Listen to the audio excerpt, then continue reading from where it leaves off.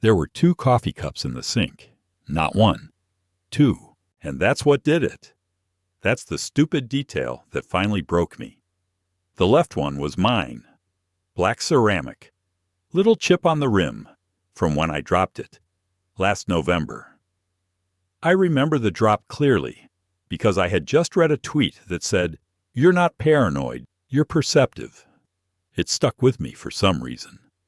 But the other cup, the one I'd never seen before, it was green, mismatched, cracked in a way that looked recent. And here's the thing. Brenna doesn't drink coffee. Hasn't since 2021. Said it messed with her gut hormones. I've been drinking alone ever since. So tell me how 2 cups ended up in the sink. I stood there for 10 minutes just staring at them, not moving, not touching anything. I just watched the steam curling out of that cup like it was mocking me. I wanted to believe it was a mistake. Maybe a friend stopped by. Maybe she was just being polite and served them coffee even though she doesn't drink it herself. Maybe it was nothing. But deep in my ribs, something was thrashing around like a bird trying to escape a cage. Something that whispered, "This is how it begins." So I walked through the house. I didn't call her name. I didn't announce I was home early. I just walked, like I was gliding across a dream I couldn't wake up from. The bedroom door was half shut. The shower was running, and on the floor beside the bed, a sock. Not hers, definitely not mine. It was gray, long, and stretched out like someone yanked it off in a rush. I didn't want to pick it up. Touching it felt like crossing a line I couldn't uncross. But I did. I picked it up.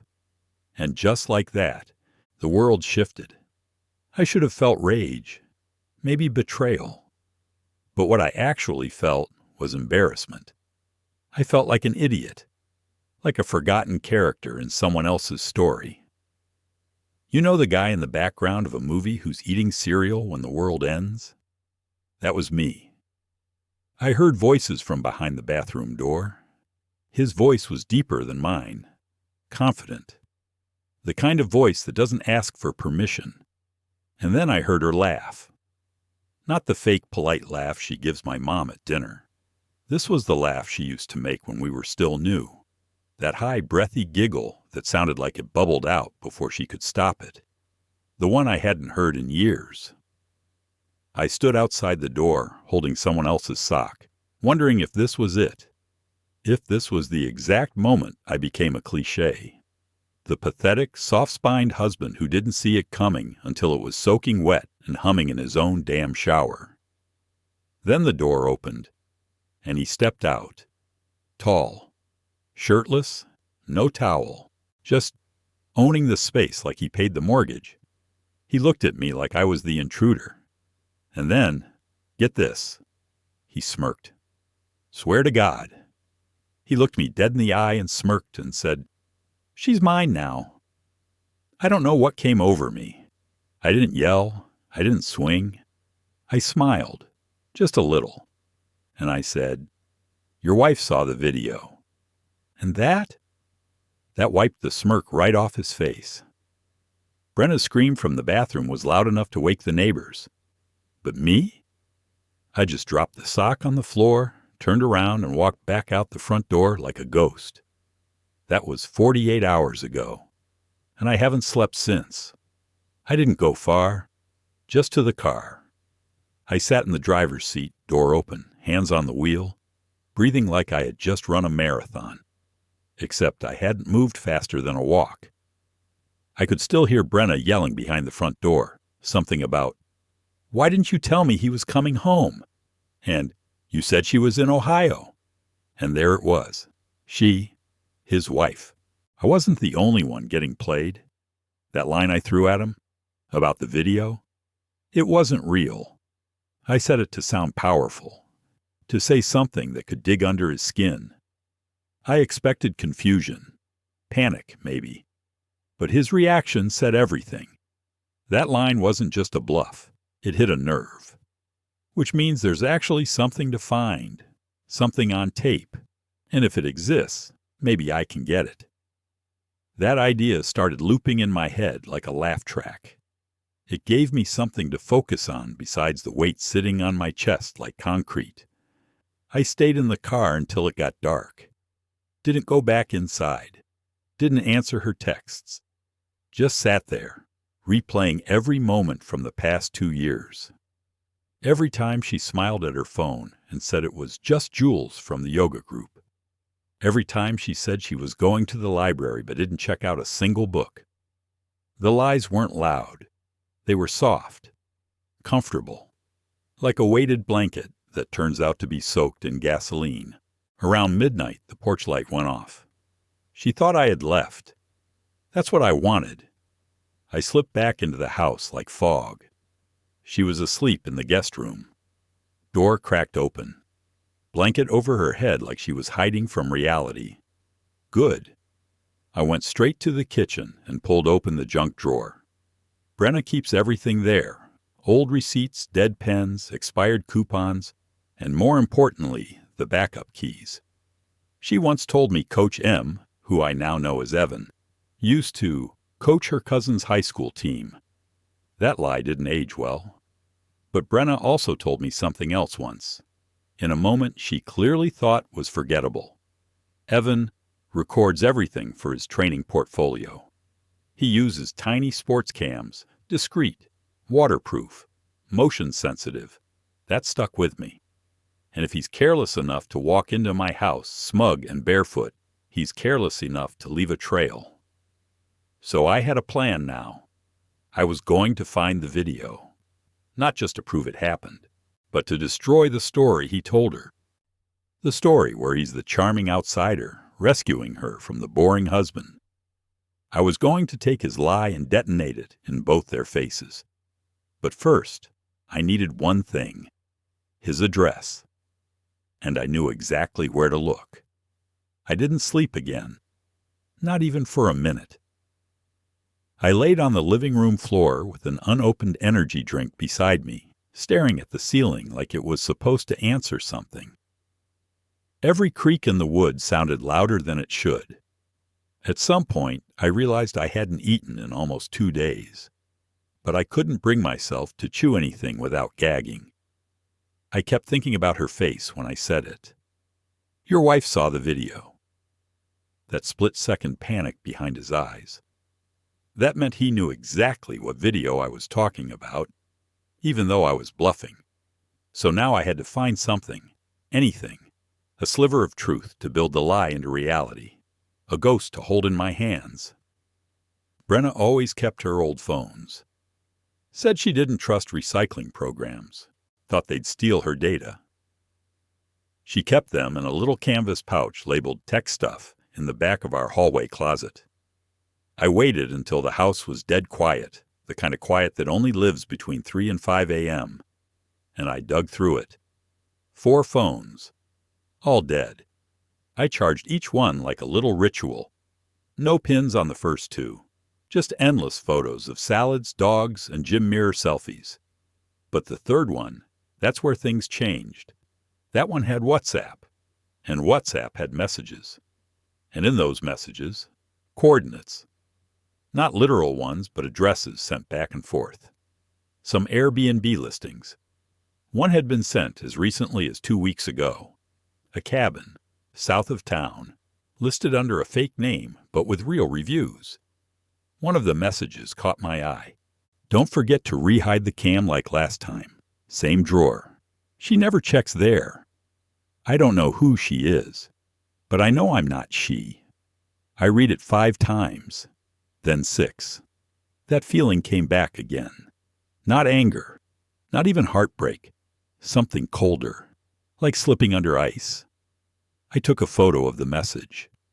Then I deleted the thread. Then I deleted the app. I don't know why I did that last part. Maybe part of me still didn't want her to know I knew. Maybe I wanted to walk 2 steps ahead of her just for once.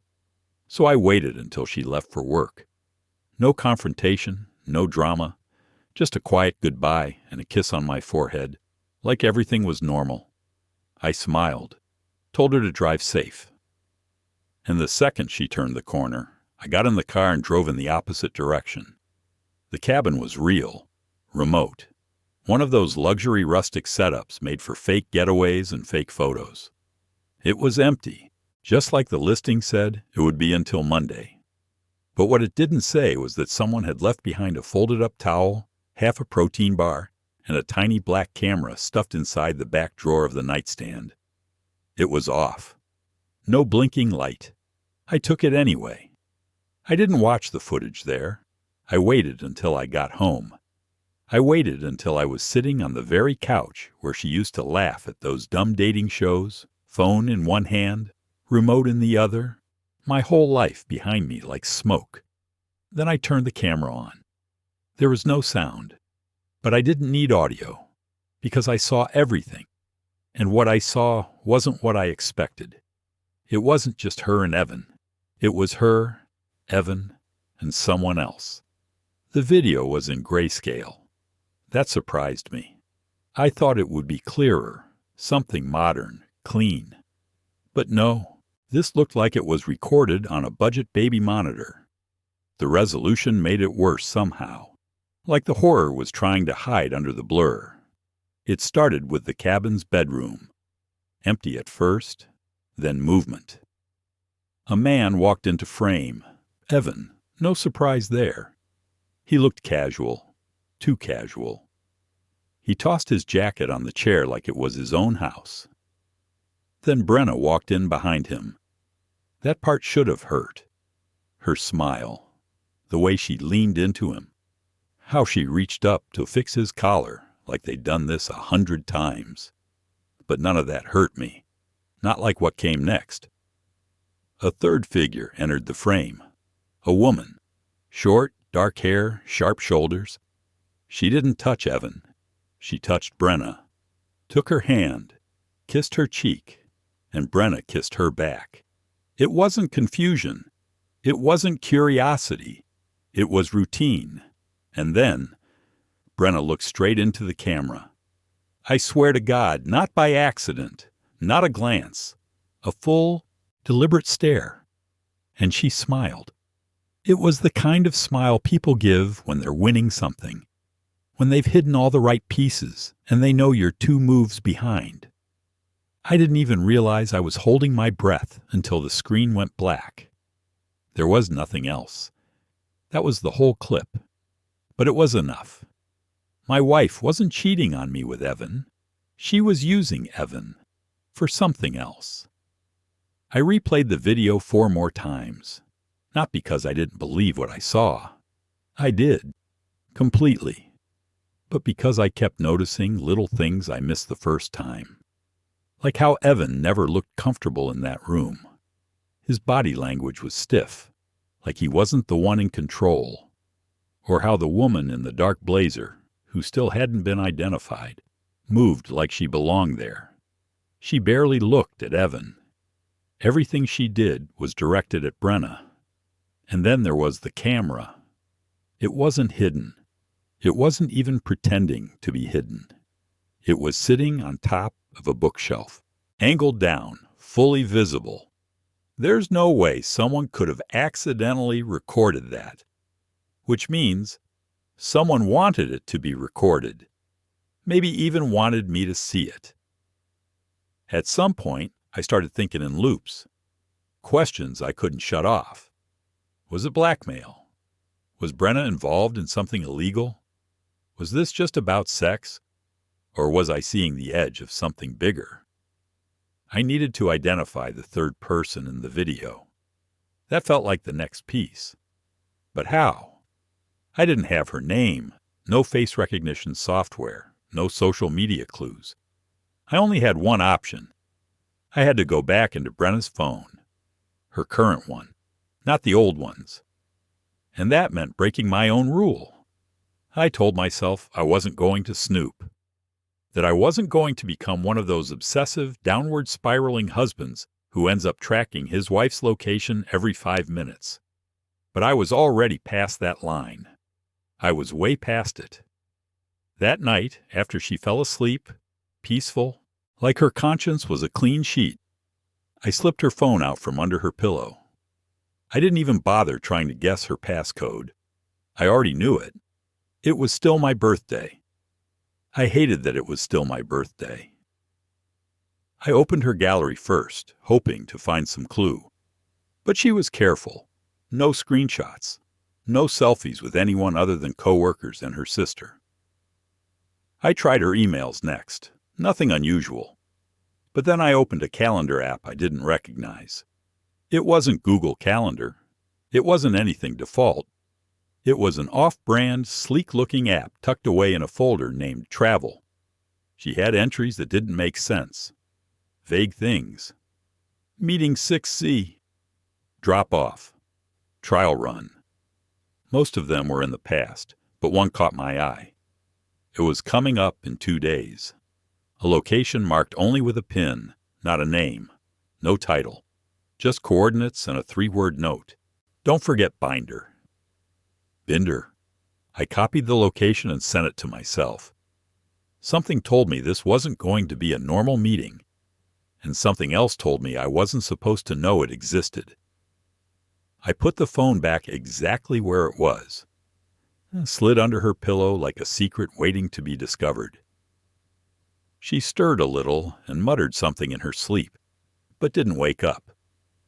I stood over her for longer than I should have, watching her breathe, trying to decide if I felt anything anymore. I didn't feel love. I didn't feel hate. I just felt trapped in the body of a man who didn't exist anymore. Lonnie, the husband, was gone. What was left was someone else entirely. 2 days. I had 2 days to figure out who the woman in the video was, what the meeting was for, and what the hell Brenna was dragging into our house behind my back. And I had a feeling the binder wasn't full of paperwork. I arrived an hour early. The location from Brenna's calendar pin was a quiet, out-of-the-way industrial park near the edge of the city. The kind of place where every building looked exactly the same, like they'd been copied and pasted from a government template. No logos, no signs, just blank doors and tinted windows. Her event was scheduled for 4:30 p.m. I parked my car 3 lots over behind a faded pickup truck that looked abandoned and waited. I kept the engine off. No music, just silence, broken occasionally by the buzz of a distant power line or the faint roar of a passing semi. At exactly 4:17, I saw her car. Brenna pulled into the lot like she'd done it before. No hesitation. She parked by the corner unit, a low gray structure with peeling paint and a single security camera pointed at nothing. She didn't get out right away.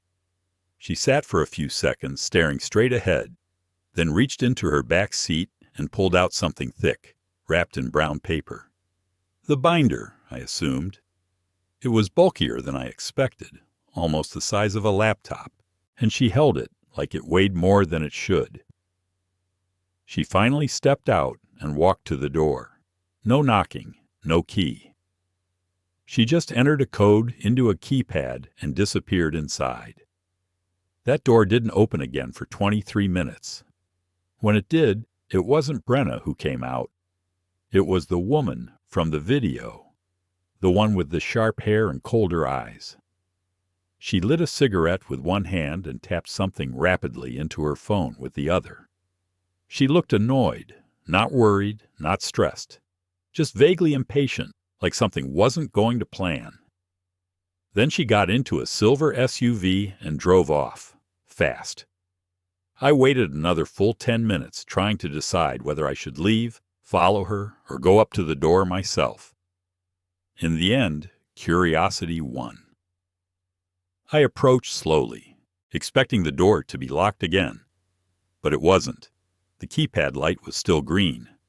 I stepped inside, and what I saw wasn't an office. It wasn't a meeting space. It looked like a set. Camera rig in the corner, lighting mounts on wheels, a fake backdrop of what looked like a kitchen. Not a real one, just a flat wall with props arranged to look homey. A chair was overturned. A pair of headphones lay on the floor. And on the table, I kid you not, was the same green coffee cup I'd found in our sink a few days ago. This wasn't about cheating anymore. This was something else, something orchestrated. I took a photo of everything. Then I left. And as I walked back to my car, my phone buzzed. It was a text from an unknown number. You should stop while you're still just confused. I didn't go home.